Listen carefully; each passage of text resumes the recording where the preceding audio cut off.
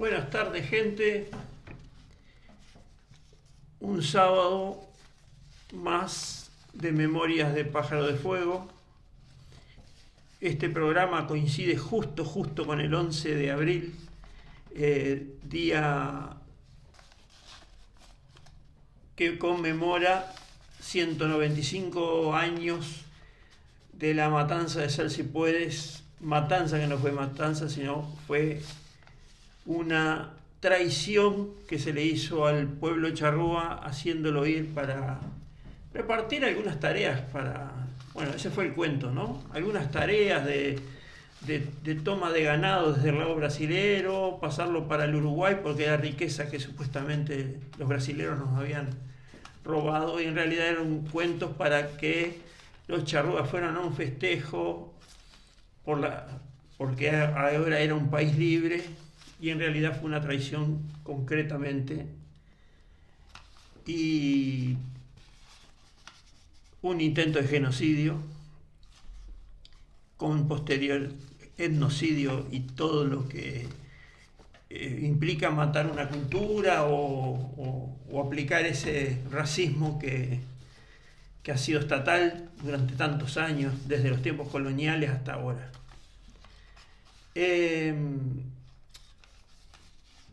Tengo hermanos que están en Salsipuedes, en el lugar donde está el recordatorio, al lugar por donde se puede llegar por la ruta, que de un lado le llaman la ruta de los charrúas, la ruta del charrúa, y por el otro lado, desde Peralta, pasando Paso de los Toros, hay un pueblito que se llama Peralta, y ahí sale un camino para adentro, que es el mismo que desde el otro lado se llama Camino de los Charrúas. Pasa por Tía Tucura y por allí está el monumento, que son una especie de mezcla de dos cartas de Tacuabé. Bueno, ese no es el lugar de la matanza, ese es un lugar cercano, el lugar público más cercano donde se permitió hacer el monumento, el recordatorio, por un tema de que lo otro es terreno privado. Pero algunos hemos tenido la suerte de ir ahí. En su momento, un grupo de charrúas que se llamaba Grupo CP, nos invitaron todos los años, iban o van, creo todavía van algunos, y nos invitaron a participar. Yo concretamente fui 3 veces. La primera vez fui en mi camioneta y después fui 2 veces en el ómnibus con los muchachos, con estos integrantes del Grupo CP. Bueno, yo no voy a hablar de la matanza, no voy a hablar de la muerte de los charrúas, pero en ese lugar, en Salsipuedes, pasó algo. Hay un arroyo, que es el arroyo Tía Tucura, que forma una horqueta con el arroyo Salsipuedes, y allí fue el lugar de la emboscada, en ese, lo que le llaman el potrero de Salsipuedes, que es entre un ramal del Tía Tucura, un ramal del Salsipuedes y se forma una horqueta con el Tía Tucura. Ese es el lugar de la matanza.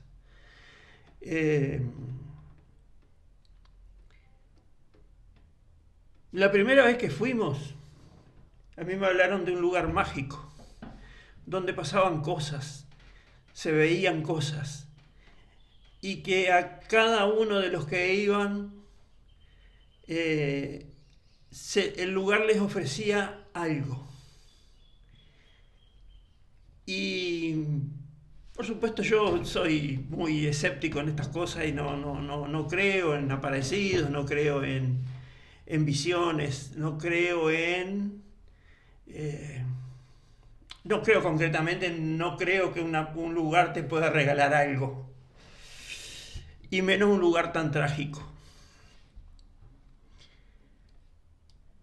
La primera vez que fuimos, allí hay un rinconcito que lo han nombrado la Laguna del Silencio. Y es un lugar de agua estanca,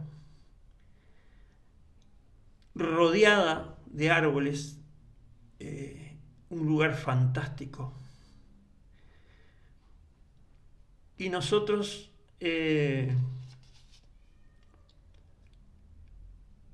estábamos con el turco, que era el quien nos iba a guiar, y fuimos hasta la Laguna del Silencio. Y cuando llegamos, había que agacharse para pasar entre unos matorrales y las ramas de los árboles. Y cuando entramos al lugar, ese lugar tenía algo insólito. Era un silencio que te llegaba hasta los huesos. Hay quienes sostienen que allí tiraron cuerpos. Hay quienes dicen que es una laguna de 6 o 7 metros de profundidad. Hay grandes nadadores que se tiraron abajo buscando algo y no encontraron nada.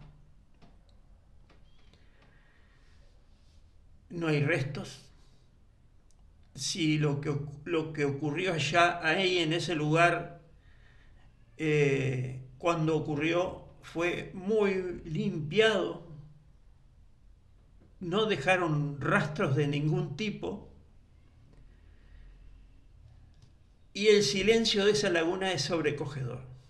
Tanto es así que una de las charrúas que fue con nosotros se acongojó y salió. Y una otra hermana, Patricia, que también había llegado con nosotros hasta el borde del lugar, hasta el borde de los árboles, perdón, no entró, porque dice que no puede soportar ese silencio de esa laguna. Y la verdad que a mí me sobrecogió, me hizo una impresión de algo, y miren que andaban pájaros, pero no hacían ruido, no sé si había algo que absorbía el ruido o qué, pero había un águila que andaba allí en la vuelta, en una rama, y no hacía ruido. Eso es una impresión que dejó en mí. Y al año siguiente, cuando volvimos a ir, fuimos mi hijo, Laura y yo. Y cuando entramos a la Laguna del Silencio, antes de entrar, nos pasó algo insólito. Perdón, no fuimos al año siguiente, fuimos 2 años después. Cuando veníamos caminando hacia los ramales, hacia los árboles donde estaba la entrada, evidentemente el lugar natural, había ramas que habían crecido, había arbustos nuevos y no encontré la entrada. Entonces vimos un águila que andaba volando y en broma le dije a Laura, mira, ahí hay una águila amiga tuya, pedile que te muestre dónde está la entrada porque yo no la encuentro. Y Laura le dijo que nos mostrara dónde estaba la laguna. El pájaro dio una vuelta, volvió hacia atrás, hizo un revoloteo y se fue. Y ahí donde revoloteó, ahí estaba la Laguna del Silencio. Es creer o reventar.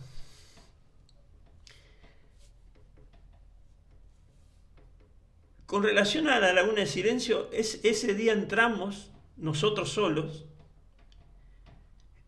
y vimos un fenómeno. Aparte del silencio se vio otro fenómeno. había una parte donde de la tierra, de la orilla, que se levantaba como una respiración. Parecía que la tierra alrededor de la laguna respiraba. ¿Cómo es el fenómeno? Yo no creo que respirar, no creo en mis propias palabras, pero no, y no estoy seguro de lo que vi. Yo vi que parecía que respiraba, se levantaba y bajaba como un ritmo de respiración. Había unas pequeñas olas en la laguna y tal vez el agua se metía por debajo en esa tierra que era muy absorbente y movía una arenilla suelta o algo. No sé, pero nosotros vimos la laguna, nos fuimos con la impresión de que la laguna respiraba. Más lo que nos había pasado con el águila afuera, que yo lo empecé en broma y terminó siendo algo serio, porque Laura le habló. No me acuerdo las palabras, pero algo le dijo al águila de que nos mostrara dónde estaba la laguna, que no la podíamos encontrar. Y el pájaro nos señaló el lugar. Quiero ahora contar algunas breves historias sobre el lugar.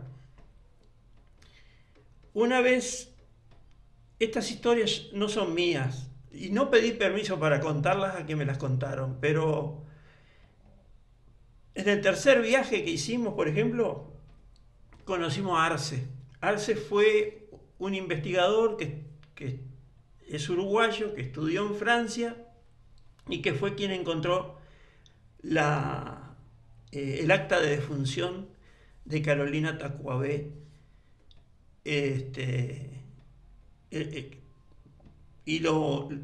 Escribió un libro sobre su investigación y todo lo demás, los charrúas en Francia, y el comprobante de ese acta que encontró, no me acuerdo en qué museo.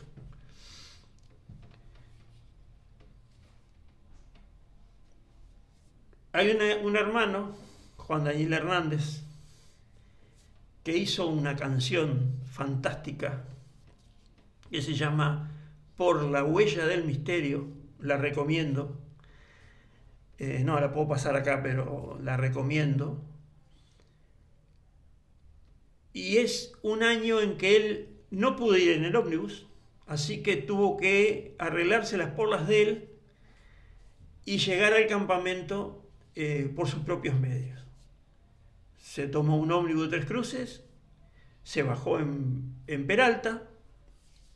El pueblo puede ser Cuchilla Peralta, pero tal vez esté confundiendo los nombres. Peralta es el nombre del pueblo. Hay un caserío a mano derecha yendo para el norte y un boliche donde paran los ómnibus viniendo para el sur a mano izquierda. Bueno, él bajó en Peralta y no había más transporte, había que caminar y son unos cuantos kilómetros, no sé si son 20, 15, 20, 25 para adentro y después adentro del campo para poder llegar. Y quiero aclarar que había permisos de los dueños para entrar a esos campos, no era que se fuera de atrevido ni nada. Bueno, Juan Daniel empezó a caminar y se empezó o ya estaba tronando, y cuando él llegó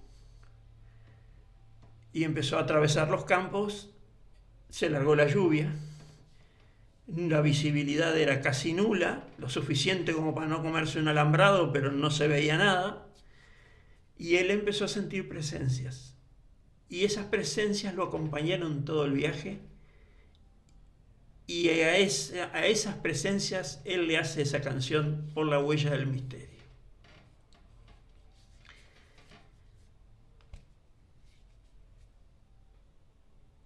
Otra historia es contada por el Turco.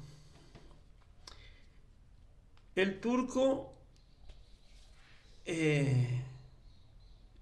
en una oportunidad se fueron a hacer unos recorridos de conocimiento para ver el campo o al lugar de la matanza, o salieron junto con otro muchacho que se me escapa un poco el nombre, puede ser que fuera Macunaíma, pero no estoy seguro. Sé que era un muchacho rubio que estuvo mucho tiempo en la movida indígena, después le perdí el rastro. Este muchacho, estos dos muchachos, el turco y él, hicieron, bueno, una de sus andanzas, salieron y los agarró la noche. Y los agarró la noche cerrada, en un campo donde no es fácil guiarse, porque tiene muchos lugares parecidos unos a otros. Quien ha andado en esos campos sabe. Y se dio que se perdieron. En determinado momento, con toda su experiencia de andar por el campo, con toda su experiencia de ellos creer que conocían el lugar, se perdieron. En algún momento tuvieron que reconocer que se había hecho la noche y se habían perdido y que no encontraban la forma de salir, de rumbear para el campamento.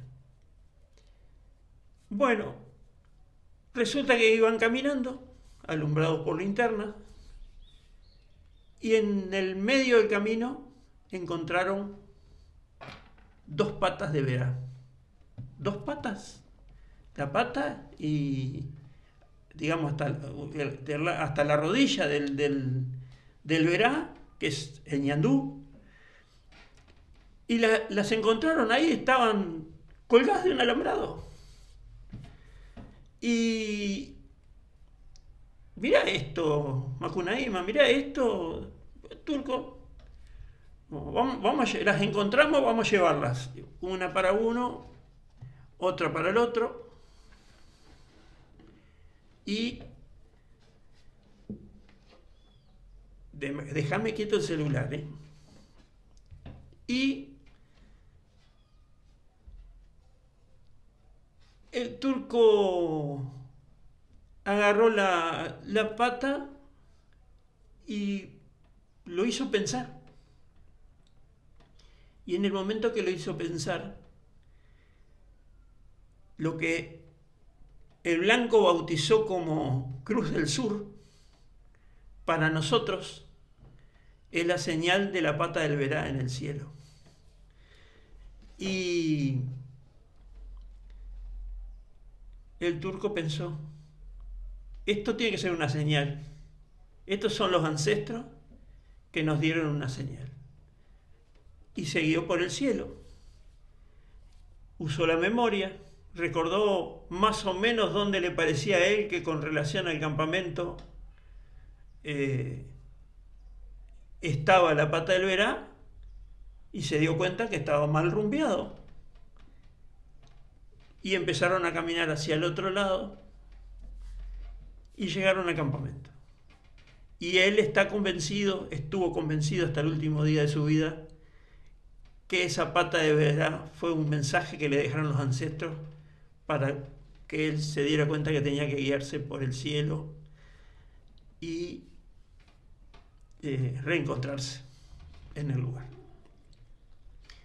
Otros hermanos contaron historias de haber encontrado a 2 tipos en cuero montados en un caballo que no los dejaron perderse. Para mí, Salsipuedes, el lugar, ganó esa magia después que alguno con muy mala intención hizo lo que hizo con nuestro pueblo. Allí hay huella de nuestro pueblo, allí hay espiritualidad. Y les voy a contar, para terminar, capaz que hoy me excedí de tiempo, capaz que no tengo que hablar fluido, pero ¿qué me pasó a mí? Aparte de esas cosas de las que desconfié el silencio de la laguna, muy llamativo, muy golpeador, muy acá.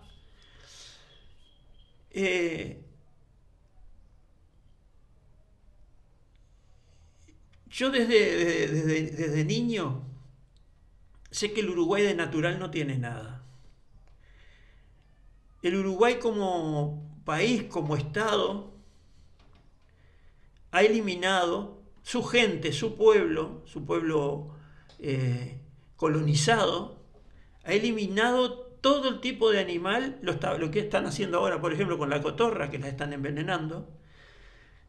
Todo tipo de animal que toque, roce o perjudique la tenencia de animales domésticos, el uruguayo lo elimina todo. Entonces, como camionero viejo, siempre me pregunté cómo haría yo, qué haría yo si viniera por una carretera y se me cruzara un puma, un jaguarete, un lobo de crin.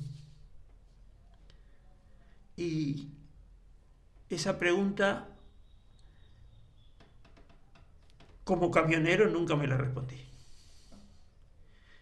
Pero una noche, la tercera vez que iba a Sal Si Puedes, me equivoqué, la segunda vez que iba a Sal Si Puedes, estábamos en un fogón, plena noche.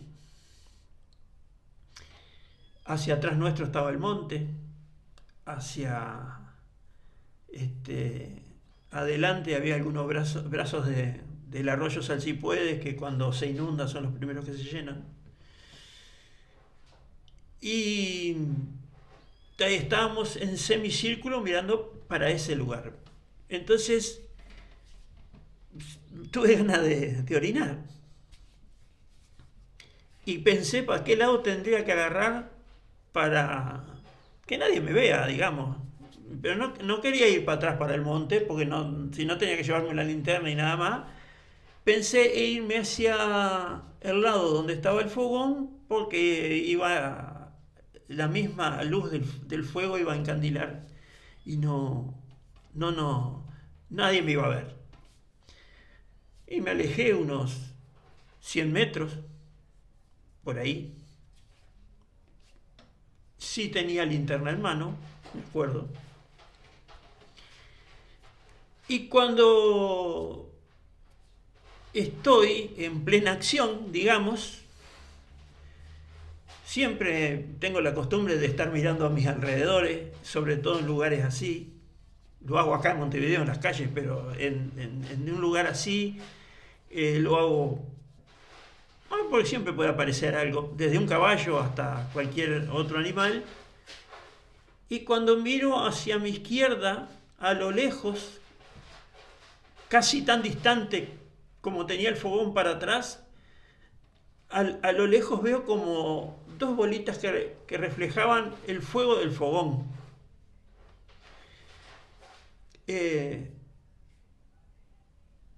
Miré hacia allí. ¿Y eso qué es que está ahí? Porque parecían dos bolitas que flotaban en el aire. Y bueno, yo había llevado linterna. Agarré la linterna y enfoqué el lugar. Y allí veo un gato grande, grande como un perro policía, o tal vez más grande, que me miraba. Yo pensé que en un caso así, un día si me encontraba en un caso así, me iba a asustar. Pero fue tan grande la emoción que me agarré, que no hubo susto en ningún momento, y cuando lo enfoqué, se sentó como un gatito a mirarme, a 100 metros de distancia, ¿no? Más o menos, 50, 100, por ahí. Y fue tanta la emoción y el nerviosismo que me agarré, que yo tenía un celular de los viejos, pero que ya sacaban fotos. Intenté manotear el celular para sacar una foto que iba a dejar más dudas que certezas, pero que por lo menos lo iba a tener registrado. Y en el momento que me vio mover la mano, se levantó, giró sobre sus pasos y se perdió en la espesura. Al día siguiente, bueno, yo llegué al fogón, relaté lo que me había pasado y algunos conocedores de allí me dijeron, no, es un gato de pajonal. No era un gato de pajonal, era un puma cachorro, pero cachorro ya con el tamaño de un puma mayor.